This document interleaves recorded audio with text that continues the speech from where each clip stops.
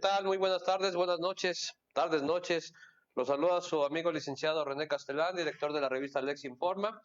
Y hoy nos acompaña Alberto Gándara Ruiz Esparza, licenciado en Derecho y maestro en Administración Política y Políticas Públicas, magistrado, consultor del Tribunal de Justicia Administrativa del Estado de México.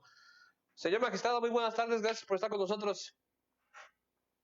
Al contrario, René, es un gusto estar aquí con ustedes. Muchas gracias por la invitación a la revista Lex Informa y a ti, en lo personal. Y aquí estamos para poder platicar contigo y con toda tu audiencia respecto a pues, estos temas selectos de derecho disciplinario. Ok, doctor. Perdón, magistrado. El tema que tenemos con usted son temas selectos de derecho disciplinario. ¿Quiere exponernos qué es el tema selecto de derechos disciplinarios, magistrado, por favor? Bueno, mira, para entrar en contexto y como me comentas que parte de tu audiencia son estudiantes y no conocen esto, pues yo quisiera rápidamente dar una rápida explicación de cuál es el origen del derecho disciplinario en México. Claro, adelante. Esta rama jurídica el 28 de diciembre de 1982, con una reforma constitucional al título cuarto, donde por primera vez en toda la historia de México se regula de manera especial las responsabilidades de carácter administrativo de los servidores públicos. Esta reforma constitucional, 3 días después, se reglamenta en la Ley Federal de Responsabilidades de los Servidores Públicos, que se publica el 31 de diciembre de 1982 y que entra en vigencia el 1 de enero de 1983.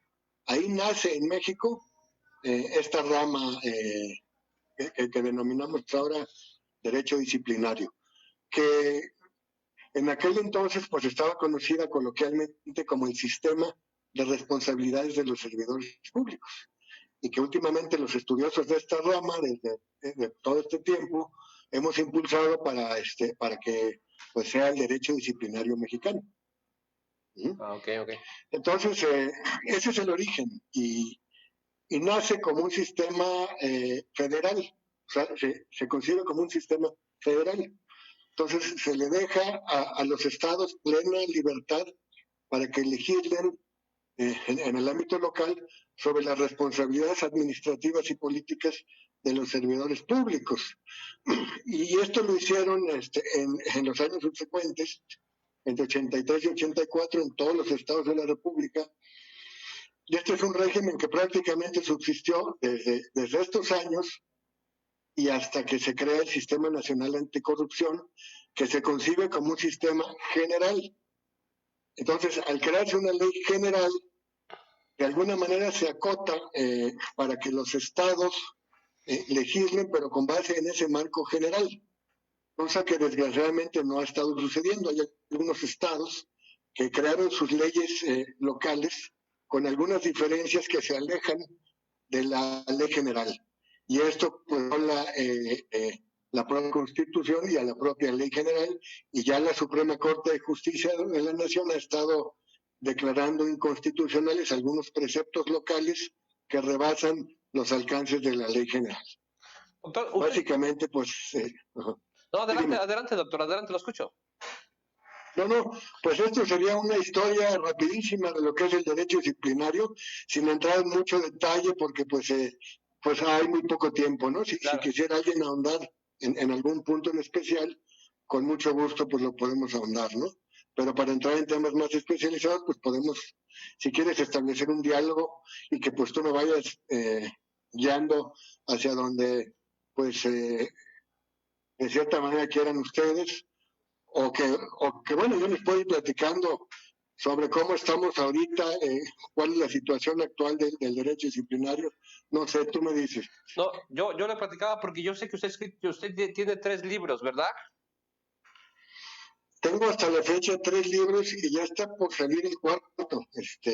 El primer libro que publiqué con Porrúa era del régimen anterior y era responsabilidades administrativas de los servidores públicos, que tengo aquí, por cierto, porque he estado estudiando algunos temas. Este es el libro Responsabilidades administrativas de los servidores públicos, editado por Porrúa, Esta es la segunda edición de 2010. La primera fue en 2007. Este trata el tema del régimen de responsabilidades administrativas anterior, es decir, el que prevaleció desde 1983 y hasta 2017. Luego publiqué por mi cuenta una ley federal de responsabilidades administrativas comentada y concordada con las legislaciones estatales. Esta fue mi segunda publicación. Y ya después pues viene el de Derecho Disciplinario Mexicano, Sistema Nacional Anticorrupción, que ya estamos en la tercera edición, donde ya tratamos el nuevo régimen, que tiene que ver precisamente con el Sistema Nacional Anticorrupción. ¿Y el cuarto, doctor? El cuarto es una publicación que vamos a sacar dentro de mi propio Tribunal de Justicia Administrativa, con el apoyo del tribunal, que es una ley general de responsabilidades administrativas comentada y comparada con la ley de responsabilidades administrativas del Estado de México y municipios. ¿Los libros dónde los pueden conseguir, magistrado? Pues miren, el último en la página de Porrúa o en las sucursales de Porrúa, que bueno, ahorita me imagino que por la contingencia deben estar cerradas, pero si se compra en línea, pues se hace el envío y llega hasta el domicilio. El nuevo, pues va a ser una publicación gratuita que muy pronto va a estar disponible en la página del Tribunal de Justicia Administrativa del Estado de México. Y los anteriores, pues como ya están, ya no están vigentes, pues solamente que se los comparta yo en PDF con mucho gusto a quien tenga interés en tenerlos. ¿Quiere dejar algún correo o algo así, magistrado? Sí, con mucho gusto. Es alberto.gándara@gmail.com. Ok, aquí se pueden comunicar con usted, señor magistrado. Con mucho gusto, claro que sí. Gracias. Pues empezamos, magistrado. Hablemos del enfoque del derecho disciplinario. ¿Por qué derecho disciplinario? Bueno, es una rama especializada del derecho porque trata precisamente de este régimen especial de sujeción que tienen los servidores públicos con el Estado. En función de esa circunstancia de carácter especial de ser los agentes del mismo. Entonces, el Estado disciplina a sus agentes por conducto de este régimen especial, de este sistema especial, cuando los servidores públicos se alejan de los principios que rigen la función pública y de las obligaciones y prohibiciones que tienen en función de esta relación que tienen con el Estado, esta relación especial de sujeción. Y de ahí nace precisamente el derecho disciplinario. Es una rama del derecho que no es nueva. Acá en México pues tiene 30 años, pero en otros países tiene mucho más. En España, por ejemplo, pues ya desde los años 60, principios de los 70, se hablaba de derecho disciplinario. Un muy famoso autor español, Alejandro Nieto, sacó un artículo que es de mucha relevancia para el estudio actual del derecho disciplinario desde 1970, que denominó Problemas capitales del derecho disciplinario. Si ustedes leen ese artículo, todavía después de 50 años tiene muchísima vigencia, porque hoy por hoy hay muchos autores y muchos estudiosos que de alguna manera quieren equiparar al derecho penal con el derecho disciplinario. Y eso no es posible. No podemos equiparar delitos con faltas. No podemos pensar que en el derecho disciplinario se tutelan bienes como los tutelan el derecho penal. Incluso en los próximos días vas a tener ahí contigo a Liz Padilla, con la que pues de cierta manera pues hemos estado debatiendo este tema, porque ella desde su formación penalista pues insiste en que en el derecho disciplinario se tiene que acreditar que se viola o que se tutela un bien jurídico, y entonces cuando se sanciona a un servidor público se tiene que acreditar esa lesión al bien jurídico tutelado. Y yo lo que digo aquí es que lo que tutela el derecho disciplinario de manera general, de manera abstracta, es el buen funcionamiento del servicio público. Y ahí incorporamos obviamente al patrimonio de los entes públicos, o sea, el buen manejo de los caudales, de los recursos públicos. Entonces, cuando un servidor público comete una falta, lo que se le debe acreditar a ese servidor público es esa desviación de sus funciones, es ese alejamiento que hay de la función que tiene y que le está causando una deficiencia al Estado, en el buen funcionamiento del Estado. No necesariamente en todos los casos tiene que haber una lesión a un bien jurídico en particular, porque los bienes jurídicos en el derecho disciplinario son abstractos, pues es el buen funcionamiento del servicio público. ¿Pero la falta es una sanción, magistrado? La falta, pues es punible igual que el delito, pero tiene características distintas y tiene un origen distinto y una naturaleza distinta que el delito. El derecho disciplinario tiene una naturaleza distinta que el derecho penal. Por eso, y aun cuando nuestros legisladores incorporaron en la Ley General de Responsabilidades Administrativas faltas administrativas graves muy similares a delitos, porque son tipos cerrados y tienen una denominación también ahora, o sea, hay un cohecho administrativo y un cohecho penal, no quiere decir que se le tenga que dar el mismo tratamiento al cohecho penal que al cohecho administrativo. El cohecho penal es punible desde la vía penal, desde la vía de cómo se debe dar el tratamiento a los delitos.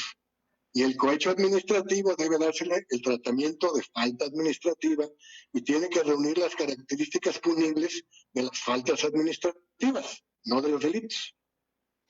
Magistrado, a ver, díganos cuál es la diferencia, responsabilidades de servidores públicos, sistema anticorrupción y derecho disciplinario.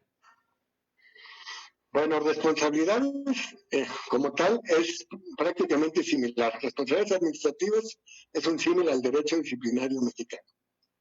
En el caso del Sistema Nacional Anticorrupción, pues es un concepto general, es un sistema de coordinación entre varias autoridades para lograr precisamente el combate a la corrupción de manera efectiva. Y en este sistema de coordinación, una partecita es el derecho disciplinario, que es la parte de la sanción de las faltas administrativas. También está la parte de la fiscalización, también está la parte de los delitos, precisamente porque parte del sistema anticorrupción pues es la Fiscalía Anticorrupción. También está la parte del Sistema Nacional de Transparencia, que precisamente preside el INAI, que ahora pues hay algunas propuestas para fusionarlo al Poder Ejecutivo, que pues yo no le veo por dónde. No hay posibilidad de una regresión porque son garantías, son derechos humanos que se han ido ganando, que son progresivos y que están contemplados en nuestra propia Constitución, el artículo 1. Entonces veo yo muy cuesta arriba que haya una reversión a esos derechos fundamentales ya ganados en la democracia mexicana, ¿no?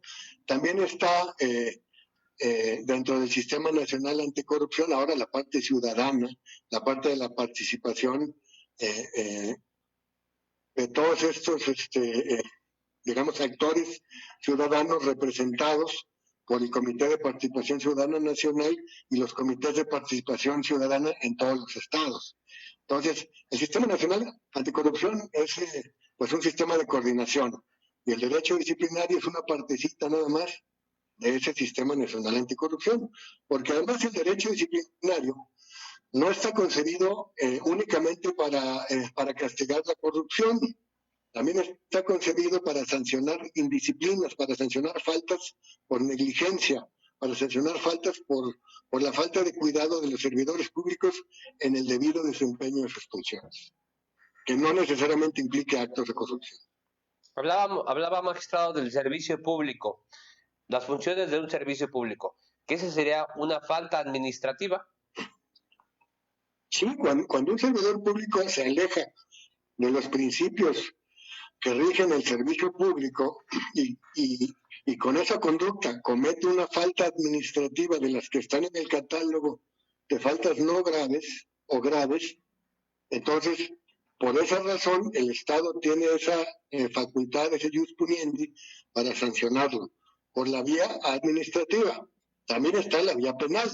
Entonces, son vías que coexisten, pero tienen una naturaleza distinta y por algo coexisten.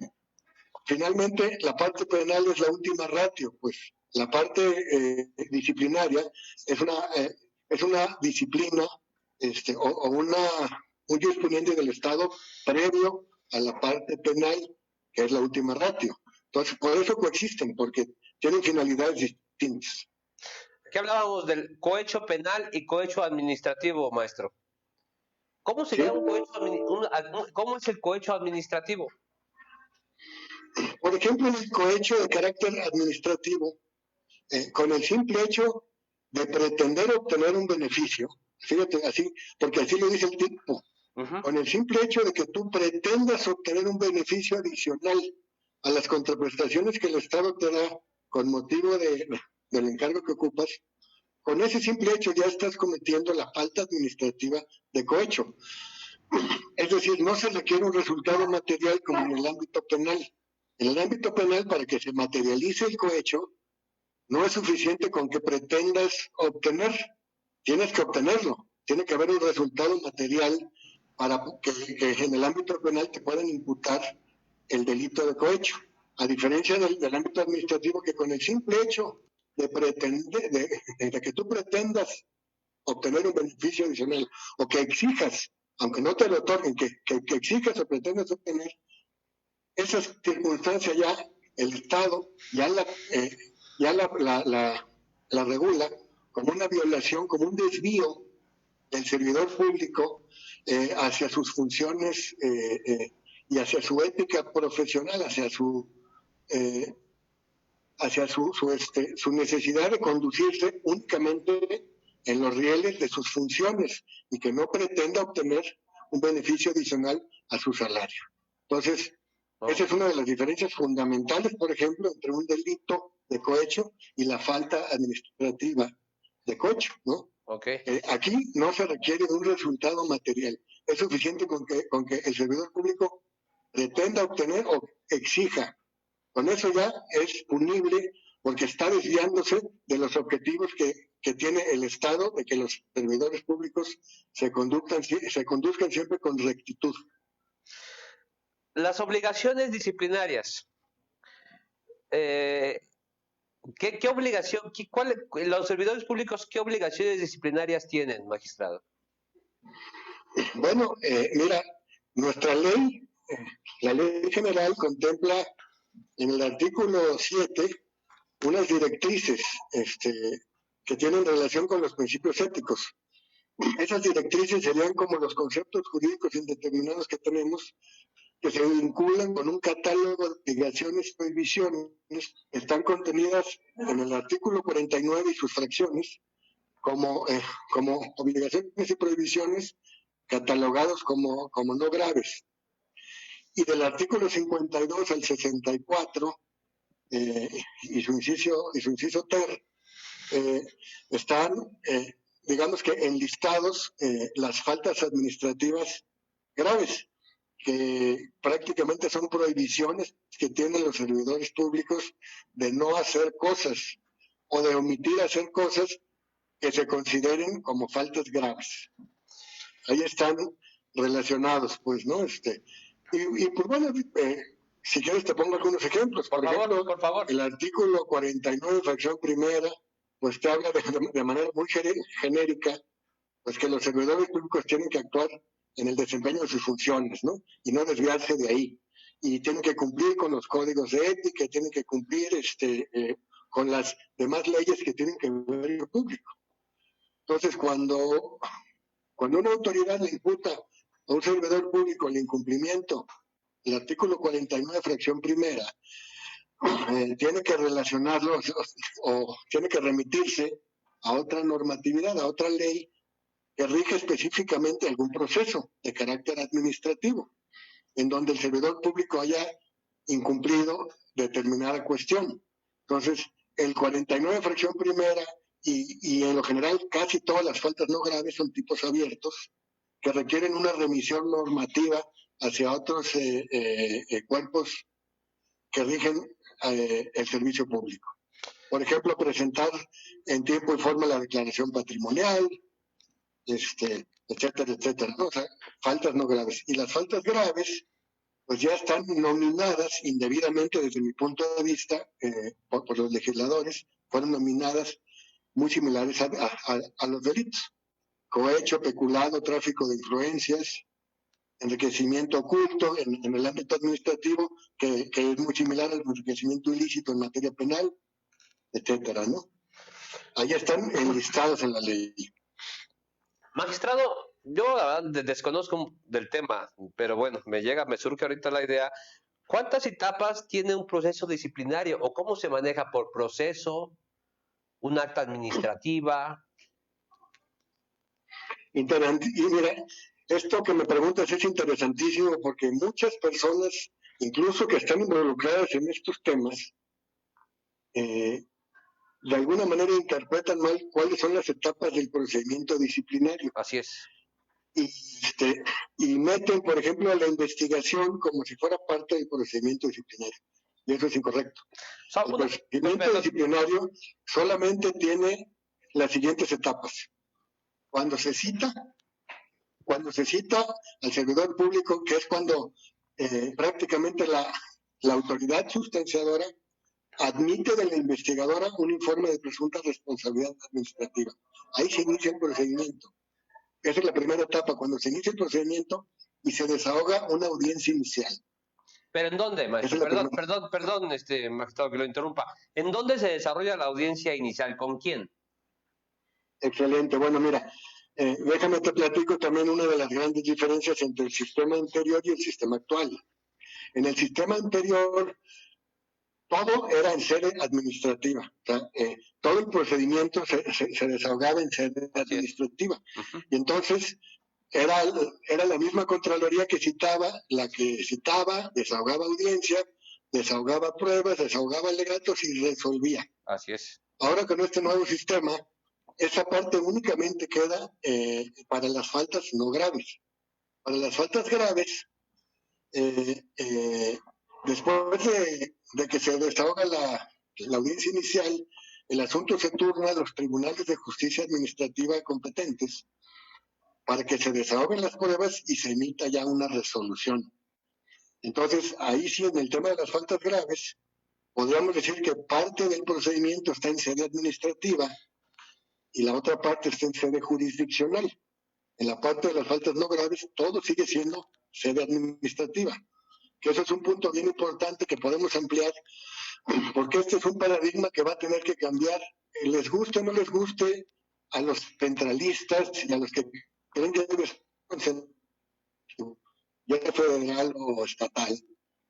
Esto va a tener que cambiar por la tendencia internacional y por las últimas determinaciones de la Corte Interamericana de los Derechos Humanos, en donde está cuestionando de manera clara que una sola autoridad de carácter administrativo viole o de alguna manera genera afectación en los derechos humanos de las personas. Entonces, lo que está recomendando incluso esta Corte en algunos casos es que sea jurisdiccionalizado este tema. Entonces, que sea digamos que de cierta manera un tribunal previamente establecido y distinto a la autoridad de carácter administrativa el que resuelva este tipo de procedimientos. ¿Para qué? Para garantizar la debida autonomía, para que no haya una predisposición a la sanción, porque cuando una Contraloría inicia una investigación y de una investigación emite un informe de presunta responsabilidad y cita, ya tiene una predisposición para sancionar. Entonces ahí lo que dice la Corte Interamericana de los Derechos Humanos es que no se está garantizando la debida imparcialidad de la autoridad. Y entonces no hay un tribunal imparcial, no hay un tribunal que resuelva ajeno a una autoridad que ya tiene una predisposición. Fíjate tú qué interesante. Magistrado, perdón que le voy a preguntar, pero yo todavía no me queda claro. El proceso disciplinario grave y la responsabilidad a servidores públicos. ¿Cómo voy a ver la diferencia? ¿Cómo la noto? Bueno, mira, es prácticamente el mismo procedimiento para las faltas no graves y para las faltas graves. La diferencia es la competencia de la autoridad que va a resolver. Sí, me queda Esa es la diferencia. Pero ¿cómo lo identifico? ¿Cómo lo identifico? Cuando el informe de presunta responsabilidad califica una falta como no grave, ya sabemos que tiene que ser iniciado, sustanciado y resuelto en sede administrativa. Cuando el IPRA emite una calificación de falta grave, ya sabemos que el citatorio y la audiencia inicial se van a desahogar en sede administrativa, y cuando se desahogue la audiencia inicial se va a tener que turnar el asunto al Tribunal de Justicia Administrativa competente para que el tribunal desahogue pruebas y resuelva. Esa es la diferencia. Pero prácticamente están regulados en el artículo 208 y 209 de la Ley General de Responsabilidades Administrativas, estos dos procedimientos que son idénticos, nada más con la diferencia, como te decía, de la competencia de quién va a resolver. Pero es básicamente lo mismo. El derecho administrativo y derecho disciplinario, o sea, el derecho disciplinario administrativo va de la mano con el derecho, con el proceso disciplinario. Perdón la ignorancia, magistrado, pero todavía no me queda muy claro. Sí, bueno, mira, de alguna manera el derecho disciplinario tiene vínculos con el derecho administrativo. Ah, ok. Si hay diferencia. Porque pues está concebido desde el ámbito administrativo. Okay. En otros países dicen que no. En otros países como Colombia dicen que el derecho disciplinario no es derecho administrativo disciplinario, es derecho disciplinario nada más. Okay. Acá siempre ha estado identificado desde el ámbito administrativo, porque son faltas administrativas, no son faltas disciplinarias como tal aquí en México, a diferencia, por ejemplo, de Colombia. Entonces, digamos que el derecho disciplinario en México es una rama especializada del derecho administrativo, como el jus puniendi que tiene el Estado, que se reserva el Estado para sancionar a sus agentes por el incumplimiento de estos principios, ¿no? Que rigen la función pública. Ahora sí ya me quedó claro, perdón, pero bueno, ya me quedó claro. ¿Quién posee la facultad sancionadora? Hablábamos que sería entonces el Tribunal de Justicia Administrativa.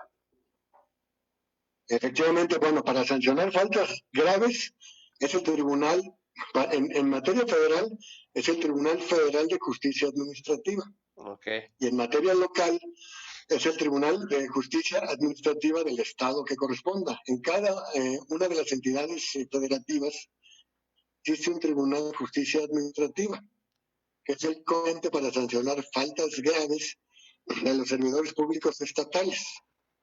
Okay.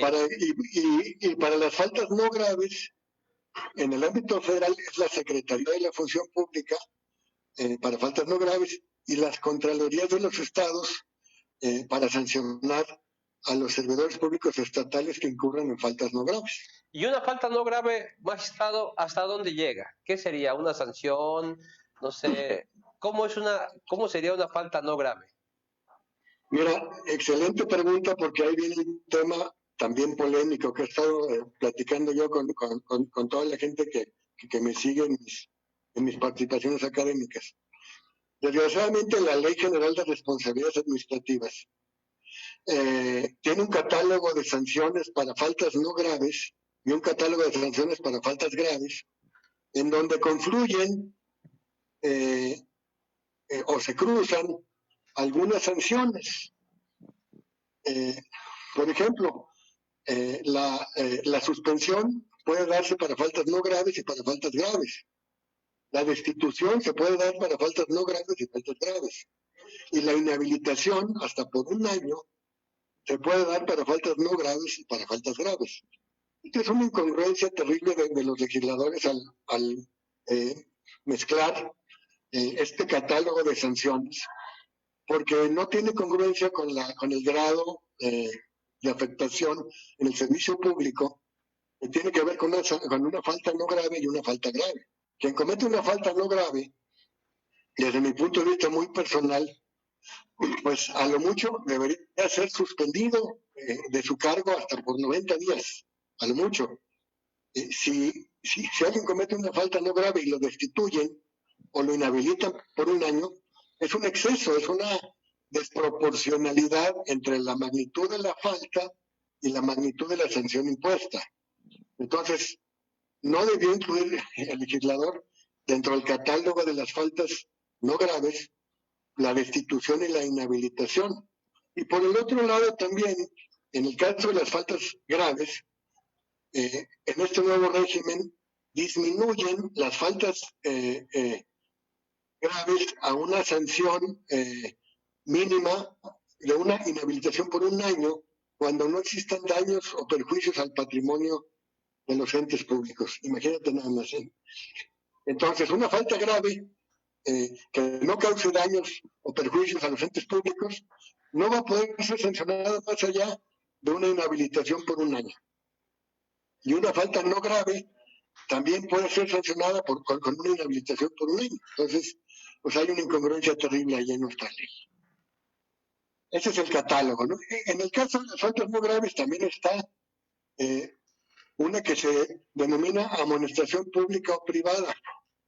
Yo he estado insistiendo que debe desaparecer lo público y lo privado porque no hay ninguna diferencia entre una amonestación pública o privada, ¿no? Pero pues bueno, así está previsto en la ley, amonestación pública o privada, suspensión para el caso de faltas no graves, de un plazo creo que de 3 días y hasta 30 días, y en el caso de faltas graves, la suspensión va desde 30 hasta 90 días, ¿no? La destitución, como te decía, se empalma, la inhabilitación, y en el caso de las faltas graves, la inhabilitación pues va desde 1 año y hasta 20 años. También en el catálogo de las sanciones para faltas graves está la sanción económica y la sanción de indemnización. La sanción económica procede cuando el servidor público haya tenido beneficios indebidos. Y eso hasta de 2 tantos, dice la Ley General de Responsabilidades Administrativas. Aunque la Constitución habla de 3 tantos, la ley habla de 2 tantos, en el caso de la sanción económica. Y en el caso de la indemnización, procede cuando el servidor público haya causado daños o perjuicios, y te dice la ley que en ningún caso podrá ser menor a un tanto. En el caso de faltas no graves, desgraciadamente los legisladores no incorporaron la facultad de los órganos internos de control para imponer sanciones económicas.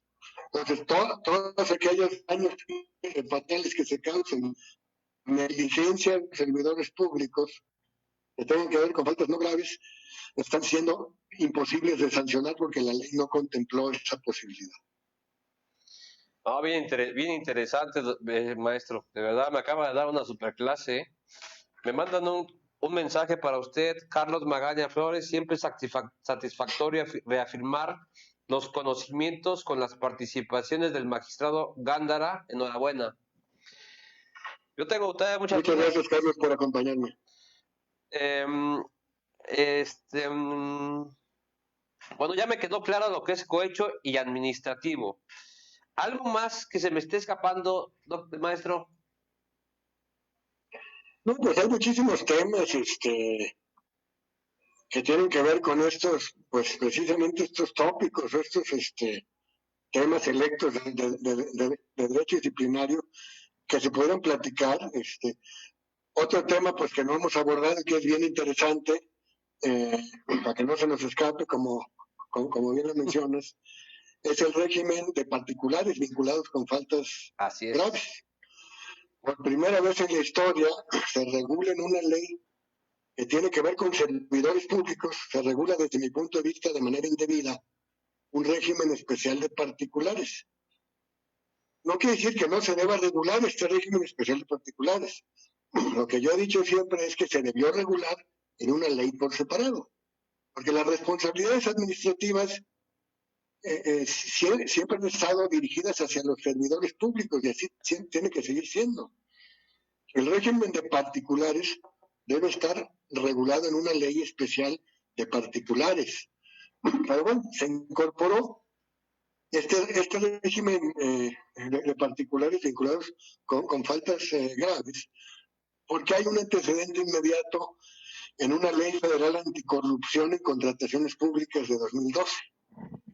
En esta ley federal anticorrupción y contrataciones públicas de 2012 se reguló por primera vez de manera especial estos actos indebidos de particulares vinculados con el Estado. O sea, los particulares que participan en los concursos públicos, por ejemplo, ¿no?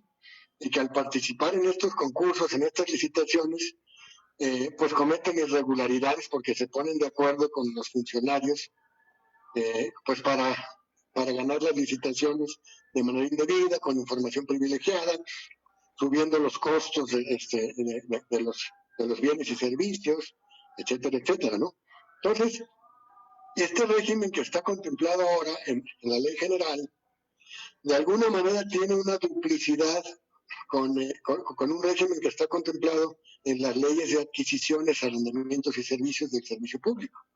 En el ámbito federal, por ejemplo, si tú revisas la ley de adquisiciones, arrendamientos y servicios del sector público, a partir del artículo 59 y en adelante, ahí está un régimen especial de derecho administrativo sancionador común, en donde la Secretaría de la Función Pública puede imponer sanciones a todos aquellos proponentes o proveedores que incumplan con los alcances de sus contratos o que le mientan al Estado para ganar licitaciones, o que de alguna manera salgan favorecidos de manera indebida. Entonces hay un régimen ahí también de derecho sancionador común que está duplicado con el que está contemplado en la Ley General de Responsabilidades Administrativas. Y entonces eso se presta para que en algunos casos se opte por la discrecionalidad y entonces yo me quede con un asunto que pudo haberse ido por el régimen sancionador de faltas graves, ¿no? Y yo pongo un ejemplo sin que se oiga repetitivo, pero pongo un ejemplo de un contratista al cual sancionó la Secretaría de la Función Pública y cuyo dueño de esa empresa es el hijo de un alto funcionario de la Federación. Y pues, esta empresa le miente al Estado para venderle unos insumos ahora en la pandemia. La Secretaría de la Función Pública lo sanciona y pues hace unos días trascendió en medios que el Tribunal Federal de Justicia Administrativa ya tumbó la sanción. Y esta conducta que cometió este proveedor también era sancionable por de las faltas graves particulares. Okay. También está encuadrada como falta grave de los particulares que le mienten al Estado para obtener un beneficio. Y las sanciones acá de este lado, desde el régimen disciplinario, son más severas que las previstas en las leyes de adquisiciones. Entonces, pues ahí estamos ante una circunstancia que yo he insistido que se debe corregir para no duplicar que no haya una duplicidad de sistemas o de regímenes de sanción hacia los particulares. O se sancionan con una ley especial o se sancionan bajo un régimen de derecho sancionador común. Pero no es viable que haya un régimen duplicado porque entonces también pudiera haber pues un non bis in idem, ¿no? Si ya me sancionaron por el lado del derecho sancionador común, en el ámbito de la ley de adquisiciones, ya no me podrían fincar una responsabilidad con la Ley General de Responsabilidades Administrativas, ¿no? Está muy interesante. Voy a hacerle una pregunta del público. Cristian dice, si resulta infundado un procedimiento disciplinario, sería procedente, además del pago de todas las prestaciones que dejó de percibir el servidor público suspendido de su cargo, el pago de una indemnización y de los bonos que tenía derecho a percibir al estar en funciones o únicamente los salarios caídos. A ver, pues esto es muy interesante porque, a ver, antes que nada, primero, separar lo que es la suspensión como medida cautelar o lo que es una destitución en del puesto, ¿no? Cuando un servidor público es destituido del cargo y con motivo de la resolución es separado, y él demanda la nulidad de esa sanción y se le concede la razón, entonces la ley dice que se le tiene que restituir en el goce de todos los derechos que fue privado. Y todos los derechos incluyen todos los derechos. No podemos excluir ningún derecho por ahí que se haya escapado. En muchos casos, por ejemplo, cuando llega la destitución de la autoridad disciplinaria, el servidor público ya había sido separado por la vía laboral y entonces ya no procedería la restitución del goce de todos los derechos, porque la ejecución de la resolución disciplinaria no tuvo por efecto separar al servidor público, porque ya había sido separado o ya había renunciado de manera previa. Entonces, solamente cuando la resolución disciplinaria tiene por efecto la separación del servidor público de las funciones que estaba desempeñando, ahí sí, las leyes contenciosas administrativas son muy claras y deben ser restituidos de todos los derechos que les fueron privados. Nuevamente pregunta Cristian Vilchis, maestro, si el Consejo de la Judicatura Federal únicamente concede a jueces y magistrados el derecho de audiencia inicial y no así a todos los demás servidores públicos previo a decretar la suspensión del cargo, ¿viola o no el derecho humano de igualdad ante la ley? No solo viola el principio humano de igualdad ante la ley, viola el principio de presunción de inocencia. Para que una autoridad disciplinaria pueda suspender de manera cautelar a un servidor público en el régimen que sea, porque en el caso del Poder Judicial tienen un régimen especial, distinto. Hay un acuerdo del Consejo de la Judicatura que regula las responsabilidades administrativas, que por cierto es un acuerdo que es más grande y más largo en la Ley General de Responsabilidades Administrativas y contiene cuestiones distintas a la Ley General, cosa que desde mi punto de vista es cuestionable y debe cambiarse. En el Poder Judicial no puede haber sanciones distintas que en los otros ámbitos. Si bien hay una libertad, de acuerdo a la Constitución, para que el Poder Judicial se autorregule, en general la ley del Consejo no puede prever o no puede establecer cosas distintas que la ley general, porque entonces los servidores públicos del Poder Judicial tendrían un régimen de excepción en donde para algunos casos salen favorecidos o para otros pueden salir perjudicados. Entonces, yo creo que se debería revisar la constitucionalidad de este acuerdo general y armonizarlo con la ley general para precisamente evitar este tipo de diferencias, de que para algunos empleados sí se les concede garantía de audiencia previa a la suspensión y para otros no. Si no se concede, evidentemente se está violando el principio de presunción de inocencia y es cuestionable pues el acuerdo que suspenda a un servidor público si no se le llamó previamente a una garantía de audiencia, porque así está previsto en la Ley General de Responsabilidades Administrativas. Cristian Vilchis pregunta, ¿qué nos puede decir del procedimiento disciplinario ante el Consejo de la Judicatura Federal? Pues repetiría lo que ya dije, no estaría yo de acuerdo con que ese procedimiento y ese catálogo de sanciones y esas cuestiones distintas del acuerdo general sean distintas a lo que regula la ley general. Yo estoy digamos que con la idea de incorporar al Poder Judicial en el régimen de la ley general y que a lo mejor en la ley general se establezca un capítulo especial del Poder Judicial.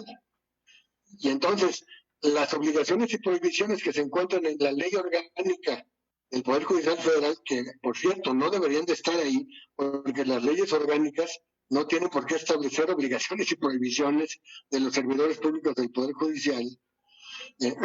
Ese catálogo de la ley orgánica del Poder Judicial debería de pasar a un capítulo especial de la Ley General de Responsabilidades Administrativas, y entonces sí regularse en una ley disciplinaria, no en una ley, no en una ley orgánica. Lo mismo pensaría yo del acuerdo del Consejo de la Judicatura Federal. Ese es un acuerdo que se debe revisar y se debe armonizar con la Ley General de Responsabilidades. Carlos pregunta, un comentario, el gran paso que la Ley General de Responsabilidades Administrativas es que prevé, dentro de las faltas graves, las sanciones a particulares involucrados en su comisión, y sin embargo, la hipótesis prevista del artículo 7 son muy generales, a diferencia de aquellos que estaban previstos en la Ley Federal de Responsabilidades Administrativas de los servidores públicos. Bueno, es que como les decía yo al principio, este catálogo del artículo 7 no es un catálogo de obligaciones y prohibiciones como tal. Es un catálogo de directrices para cumplir con los principios éticos. Entonces, yo lo que he propuesto es que este catálogo de principios y directrices se convierta en un catálogo de obligaciones y prohibiciones generales, para que puedan ser coercitivas. De lo contrario, pues son unas fracciones que se pueden de alguna manera denominar conceptos jurídicos indeterminados, que no sabemos si son faltas o no son faltas, y no podemos sancionar a un servidor público únicamente porque incumplió alguna de estas directrices. Tenemos que vincular el incumplimiento de una de estas directrices con el catálogo de faltas no graves y graves, para poder generar una fuente obligacional sólida. De lo contrario, no podremos sancionar a un servidor público únicamente por violar un código de ética y alguna de las directrices. Eso sería impensable. Maestro, el derecho disciplinario creo que se la pregunté. Sí, no, el derecho disciplinario ante el Consejo de la Judicatura Federal no procede juicio de amparo, ni existe recurso de apelación ni revocación. Tiene uno que esperar hasta sentencia para cambiarla mediante el recurso de reconsideración, y conoce el mismo Consejo en pleno, lo cual en mi concepto resulta violatorio de los derechos humanos al no poder combatir ninguna resolución de la autoridad disciplinaria. Sin embargo, son humanos y por tanto pueden cometer errores. No, y no solo eso, si la misma autoridad, que es el Consejo de la Judicatura Federal, que resuelve, es la misma competente para conocer de un recurso de alzada, pues estamos ante la misma circunstancia de piso no parejo de los recursos de revocación en sede administrativa, en donde ya se sabe que pues hay una predisposición de quien resolvió a ratificar esa sanción.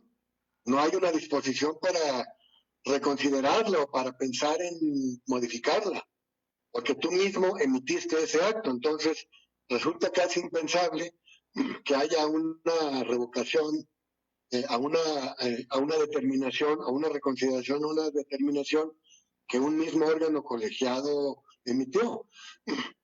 Y es que por eso es importante que se reconfigure todo ese sistema de responsabilidades en el Poder Judicial.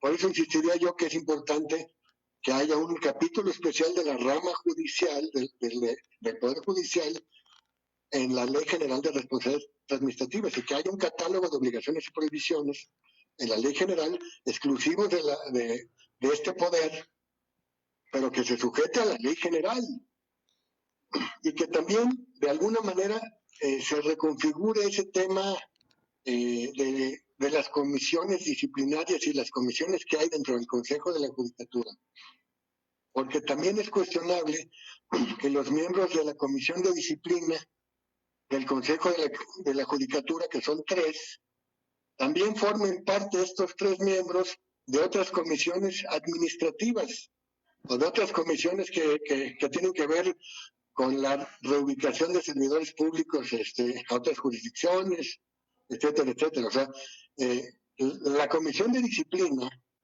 tiene que convertirse en una sala disciplinaria, una sala disciplinaria autónoma que pueda resolver fuera del Consejo de la Judicatura Federal y que tenga una segunda instancia, esta sala disciplinaria tenga una segunda instancia colegiada que revise las determinaciones de primera instancia para que precisamente los servidores públicos del Poder Judicial puedan tener las mismas garantías de impugnar que en otros ámbitos. De lo contrario, ya como está bien mencionado por quien hace la pregunta, los servidores públicos del Poder Judicial no tienen la cancha pareja, a diferencia de los servidores públicos de otros poderes o de otros órganos. Tienen esas limitaciones por estar precisamente en este régimen especial, ¿no? Por eso es importante que incluso, si se está proponiendo toda una reforma judicial, que se incorpore también esta parte disciplinaria en esa reforma judicial.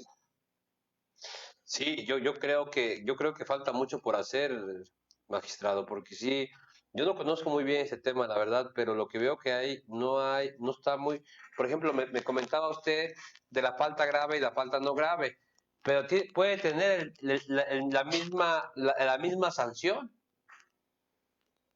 La sanción de que, bueno, te puedo inhabilitar por aquí y te puedo de todos modos inhabilitar por acá. Por eso yo le preguntaba cómo identificarlo. No, y ahí te va otra interesante, René. Mira, el modelo de ejecución de las sanciones por faltas no graves, de acuerdo a la ley, también es distinto que el modelo de ejecución para las faltas graves. Y también es muy cuestionable porque, por ejemplo, lo que te dice la Ley General de Responsabilidades para la ejecución de las faltas no graves es que se ejecutarán de inmediato. O sea, cuando se imponen, se ejecutan de inmediato, es decir, no tienen que esperar firmeza. A diferencia de las faltas graves, que sí tienen que esperar firmeza. Entonces, una inhabilitación por 1 año, por una falta no grave, se estaría ejecutando de inmediato. Y una inhabilitación por 1 año, por una falta no grave, se tendría que esperar a la firmeza. Entonces, también la ley ahí incurre en una incongruencia terrible, porque de alguna manera establece mecanismos distintos de la ejecución de las sanciones, cuando además de alguna manera se empalman, ¿no? Y ya con los criterios internacionales de protección de la garantía de presunción de inocencia, es impensable que una sanción se ejecute de inmediato. Se tiene que esperar la firmeza, porque hasta que no quede firme tu sanción, se te tiene que seguir presumiendo como inocente. Entonces, aunque en el sistema pasado había interpretaciones de los tribunales en el sentido de que las sanciones de suspensión y destitución eran de orden público, e inhabilitación también eran de orden público, y por lo tanto se tenían que ejecutar de inmediato, eso fue ante una circunstancia de un régimen de alguna manera mucho más severo y no protector de garantías como lo es ahora el régimen actual, que está armonizado con la reforma constitucional de 2011, protectora de los derechos humanos, y con los tratados internacionales y con los criterios que se han venido dando precisamente en la Corte Interamericana de los Derechos Humanos, y que cada vez son más estrictos en proteger todos estos principios. Uno de ellos, el de presunción de inocencia, en el que yo te insistiría que cualquier sanción por falta no grave que se ejecute de inmediato estaría violando este principio de presunción de inocencia, que por cierto está contemplado en la propia Ley General. La propia Ley General contempla en 2 de sus artículos, literalmente o de manera expresa, el principio de presunción de inocencia. Entonces eso tiene una incongruencia con los últimos artículos de la ley en donde se prevé el esquema de ejecución de sanciones de manera inmediata, sin esperar la firmeza, ¿no?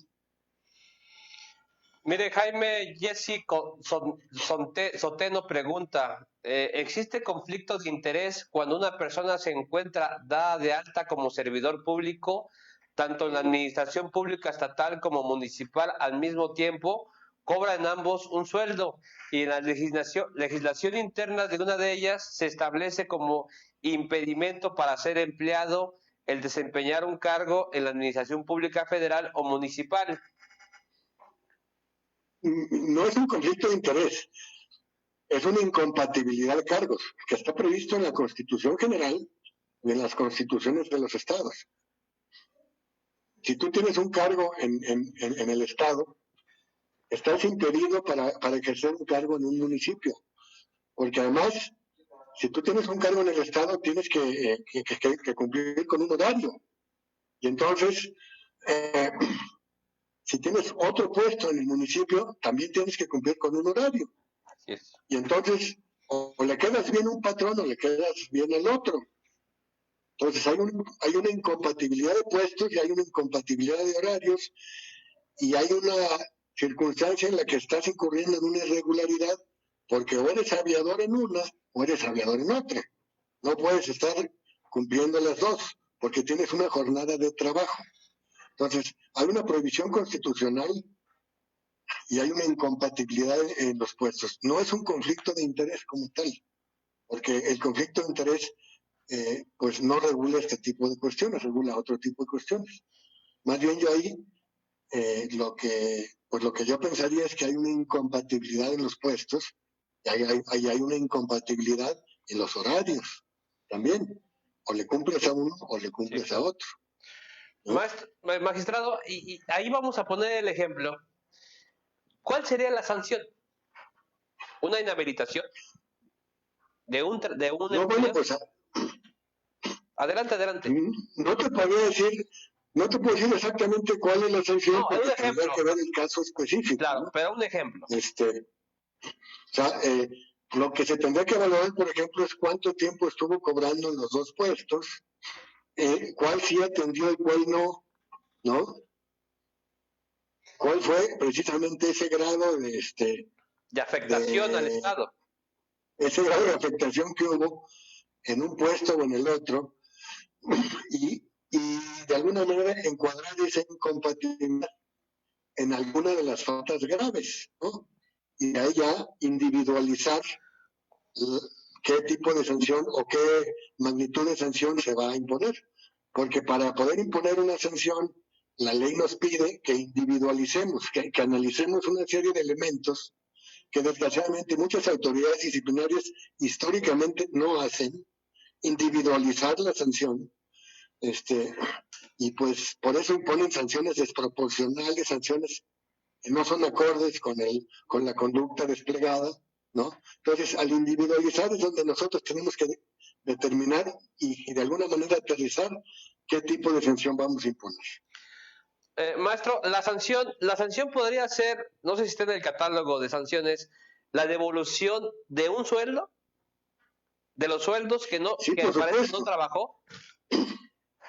Por supuesto, esos sueldos que tú no trabajaste, automáticamente la ley te los configura como un beneficio indebido. Así es. Y al tener un beneficio indebido, entonces la ley prevé que las autoridades te pueden sancionar con una sanción económica, que también se puede convertir en una sanción de indemnización, porque le estás causando un daño al Estado y también estás obteniendo un beneficio indebido tú. Entonces te pueden aplicar una indemnización o también te pueden aplicar una sanción económica por ese beneficio indebido que estás teniendo tú por un salario que no estás devengando. Ok, no, bien interesante. Carlos Villaseñor comenta si se permite la comparación en materia de responsabilidades administrativas, se plasmó en la Ley General de Responsabilidades Administrativas una especie de sistema acusatorio en cuanto a la separación de funciones entre juzgador, acusador y defensor. Sí, pero no, porque En el sistema acusatorio sí está claramente dividido. La parte principal, que es el Ministerio Público, luego el juez de control, y de ahí el juicio, pues, ¿no? En el ámbito disciplinario, si bien se separó para el tema de faltas graves, una primera parte en sede administrativa y una segunda parte en sede jurisdiccional, para el tema de faltas no graves, todavía sigue estando todo en sede administrativa. Eso, como les digo, va a tener que cambiar. Es un paradigma que va a tener que cambiar, aunque no les guste a quienes están proponiendo concentrar todo en el Poder Ejecutivo. Eso va a tener que cambiar. La tendencia es la jurisdiccionalización del derecho disciplinario. La tendencia es que haya tarde o temprano un mandato para que las sanciones a servidores públicos que les afecten en sus derechos sean impuestas en sede jurisdiccional, no en sede administrativa. Entonces, esa es la gran diferencia, por ejemplo, ahorita entre el modelo disciplinario y el modelo penal. La ley contempla que las autoridades investigadoras no pueden recaer en la misma persona que la autoridad sustanciadora, por eso es una simulación. Mientras que la autoridad investigadora y la autoridad sustanciadora sigan dependiendo del mismo titular del órgano interno de control, no se va a garantizar la debida imparcialidad y la debida objetividad en la imposición de las sanciones. Y seguirá habiendo una predisposición a sancionar de la misma autoridad que investiga, sustancia y sanciona. Piedad JZ pregunta, hay profesores que trabajan por horas y esas horas las distribuyen en escuelas federales y estatales. En ese caso no hay incompatibilidad en virtud de que cubrió sus horas en ambos puestos. ¿Es correcto, magistrado? Mira, la parte docente no es incompatible con el servicio público, siempre y cuando las clases que tú des sean fuera de tus horarios de trabajo. La incompatibilidad sería cuando eres investigador de tiempo completo, por ejemplo, y te están pagando en una plaza de investigador de tiempo completo, que por ahí algunos funcionarios de esta administración federal se incorporaron a puestos públicos y no habían renunciado a sus plazas de investigadores de tiempo completo. Ahí sí hay una incompatibilidad, porque si eres investigador de tiempo completo de la UNAM, pues tienes que estar cumpliendo una jornada laboral, pero es de tiempo completo. Pero eso no quiere decir que no puedas dar clases y desempeñarte libremente desde la parte académica, siempre y cuando ese desempeño que tú tengas en el ámbito académico no se contraponga con tus horarios laborales, ¿no? Porque si tú distraes y de alguna manera estás dando clases a las 11 de la mañana, 12 de la mañana, entonces sí puede ser cuestionable, porque estás alejándote del servicio público, te estás distrayendo en tus horas laborales para dar clases, entonces ahí sí es cuestionable. De lo contrario, no hay ninguna incompatibilidad.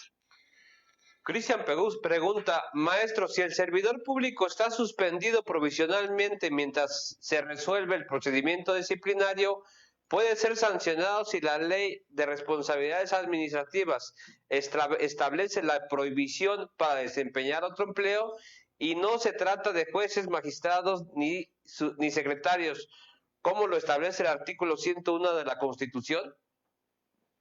A ver, está muy enredada esa pregunta. Déjame ver si entendí. Cuando un servidor público está suspendido de manera temporal como medida cautelar, la pregunta es si puede ocupar otro cargo mientras que está suspendido. Yo lo entiendo de esa manera. Yo creería que no, porque el que esté suspendido de manera precautoria, de manera provisional, como medida cautelar, no le quita la calidad de servidor público y no le quita su puesto, no le quita su plaza. Está reducido su salario a un mínimo vital, pero sigue en ese cargo. Entonces, está impedido para desempeñarse en otro cargo en el servicio público. Si en el ámbito privado obtiene otros ingresos lícitos, pues es pues muy legítimo, ¿no? Para contrarrestar esa disminución de su salario por la suspensión. siempre y cuando pues eso sean actividades lícitas y se reporte a todas las autoridades fiscales que se tengan que reportar, ¿no? Pero si estás suspendido, no quiere decir que dejaste el cargo, sigues en el cargo, estás suspendido de manera cautelar. Pero no puedo obtener otro trabajo.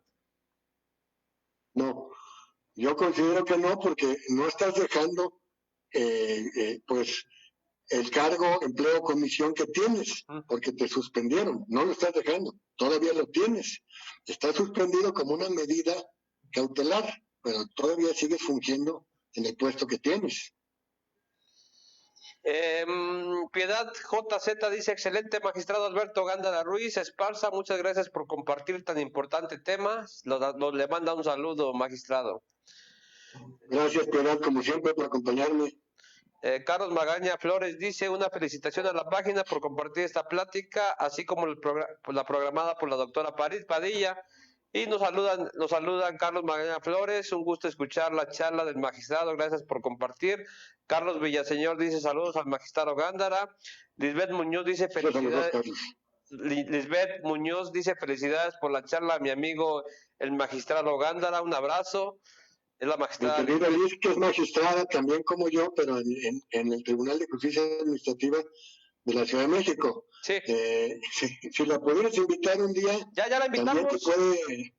Te puede platicar muchas cosas, Lisbeth. La próxima, creo, semana va a estar con nosotros, ya está con nosotros la próxima semana. Ah, sí, cierto. Es cierto, ya me había platicado que la próxima semana va a estar aquí contigo también. No, pues qué bueno. Excelente. David Roa Salguero envía saludos desde Colombia. Abel Cano envía saludos desde Pachuca. Muchas gracias, David, como siempre, por el apoyo desde Colombia. A mí me quedaron muchas todavía preguntas que voy a ponerme a estudiar, magistrado, porque sí tengo muchas preguntas todavía, pero voy a armarlas bien, porque me comenta que todavía falta mucho por hacer en este tema disciplinario, ¿verdad, magistrado? Sí, pues hay mucho camino que recorrer. Creo que pues este es un sistema muy nuevo, con muchas áreas de oportunidad, una ley con muchas deficiencias, con mucha congruencia, desgraciadamente. No tenemos resultados palpables todavía.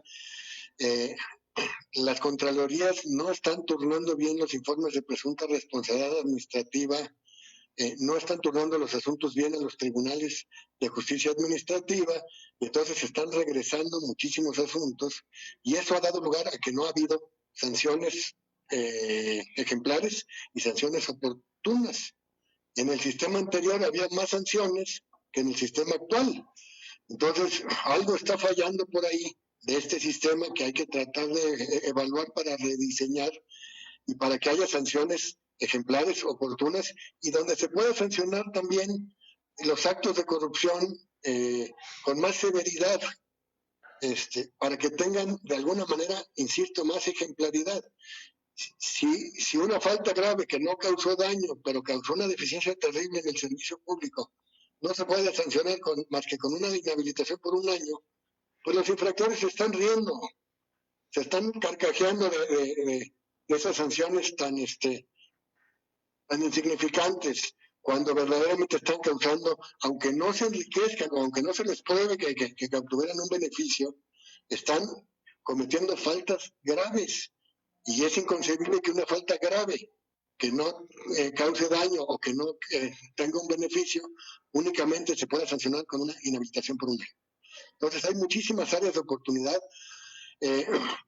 Las leyes de responsabilidades no están armonizadas con las leyes de fiscalización superior.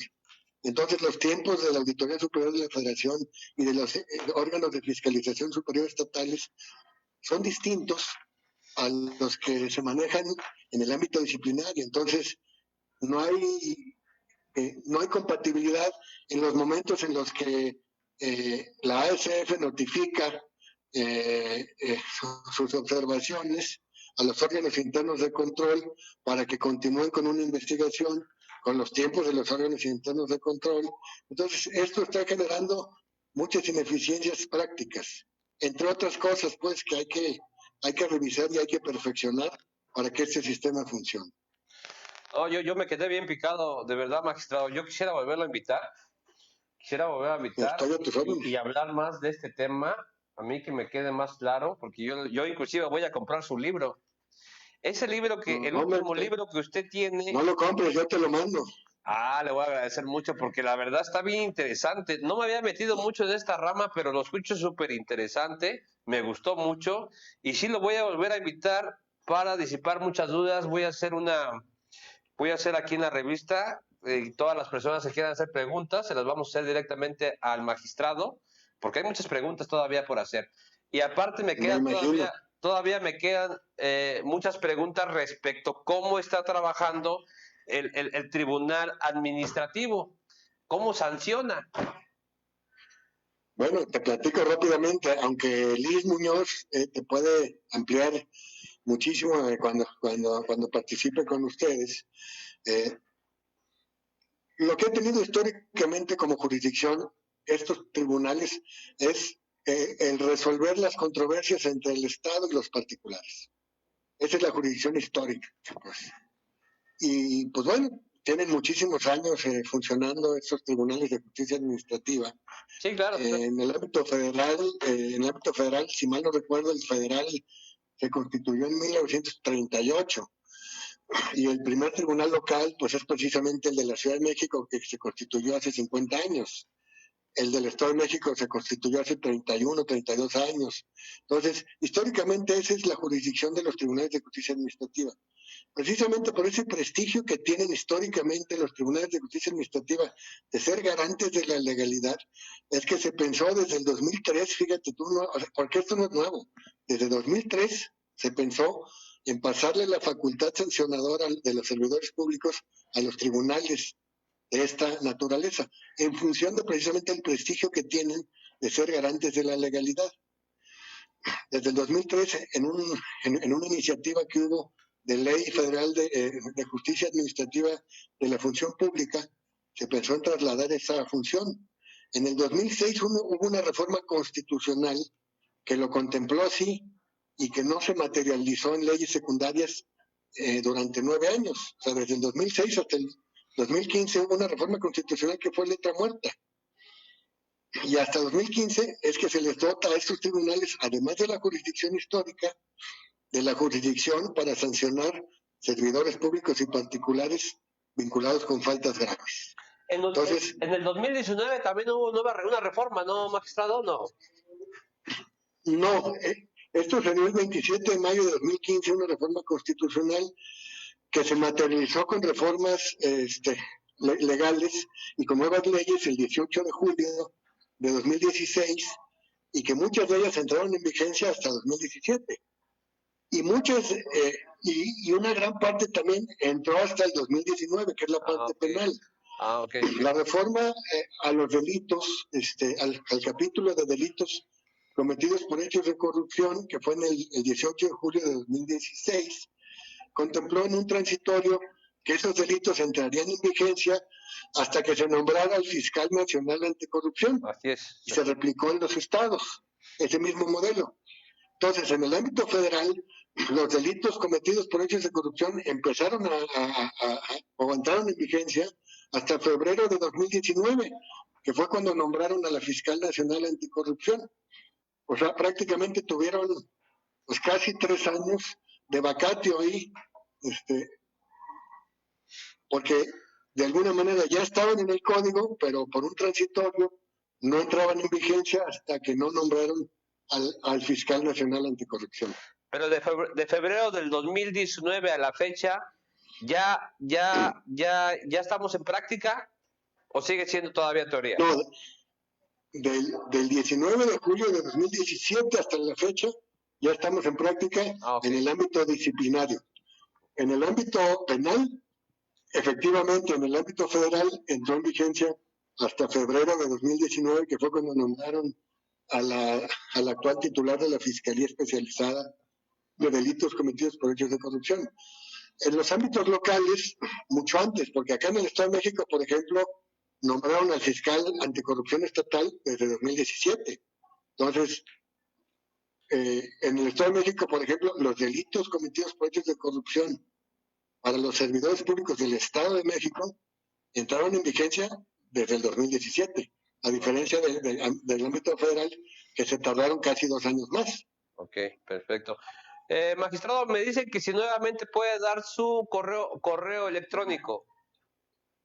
Con mucho gusto, alberto.gándara@gmail.com. Alberto.gándara@gmail.com. Incluso si no le ponen el punto, igual me llega. Ese algoritmo de Gmail hace que si dice Alberto Gándara pegado, o si le ponen el punto en donde quieran, de todas maneras me llega. Siempre y cuando diga Alberto Gándara. Bueno, pues ya escucharon. Poniéndole el punto sin ponerle el punto. Bueno, ya escucharon, alberto.gándara@gmail.com. Ahí pueden encontrar al magistrado. Magistrado, ¿algo más se quiere agregar? En la medida de mis posibilidades, si me mandan correos con algunas consultas, en la medida de mis posibilidades podré yo a lo mejor ponerme en contacto con cada uno de ustedes por WhatsApp o por teléfono, con muchísimo interés, abierto a ese tipo de comunicaciones, y cuando me mandan un correo, lo que hago normalmente es mejor compartir teléfonos para de ahí pues ya poder platicar el asunto que traigan en particular y poder extendernos de manera más fácil que pues con texto, ¿no? Con los correos. Pues repito a los que no nos escucharon. Con toda la apertura.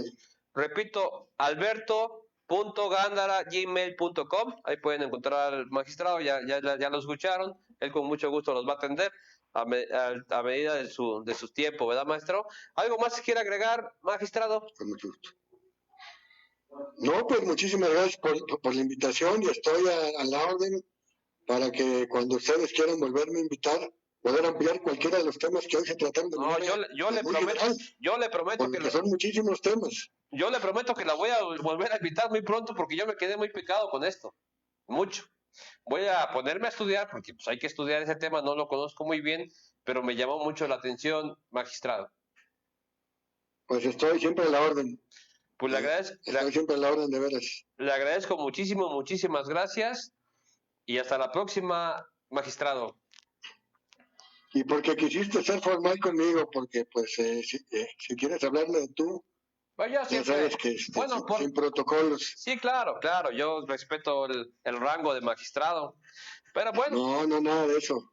Ya ahora nada de eso, todos somos colegas y pues sin duda nos merecemos respeto, pero el tuyo y el usted pues no rompen con ese grado de respeto que nos tenemos todos. Yo le agradezco, magistrado, con toda la apertura del mundo. Le agradezco muchísimo que usted siempre imprime esa sencillez, y eso sí lo sé, y le agradezco muchísimo que me diga esto. Y pues próximamente vamos a echarnos entonces un taquito por ahí, platicamos, y lo voy a volver a invitar, sigo aferrado, lo voy a volver a invitar. Que ese taquito también tenga acompañado un mezcalito, un tequila. Vamos a invitar también a la magistrada Lisbeth Muñoz, que yo creo que tiene un tema súper interesante. Ya está con nosotros. Liz, lo voy a invitar. Liz es una experta también en estos temas, entonces cualquier tema que haya quedado ahorita a medias, Liz con muchísimo gusto seguramente se los va a complementar. O si quieres hacer un día un programa con los dos, pues un día también podemos los dos. Es una gran amiga y una gran compañera, pues dentro de todo el gremio que tenemos aquí de magistrados de justicia administrativa. Pues yo sí me gustaría, le voy a proponer a la magistrada hacer uno también, ustedes dos, que son expertos en la materia. Claro. Y ahí hacemos... Claro, que ella platique contigo sola primero y podemos hacer uno después. Claro, sí, claro. Le voy a platicar a ver si nos echan la mano. Y le agradezco otra vez mucho, magistrado.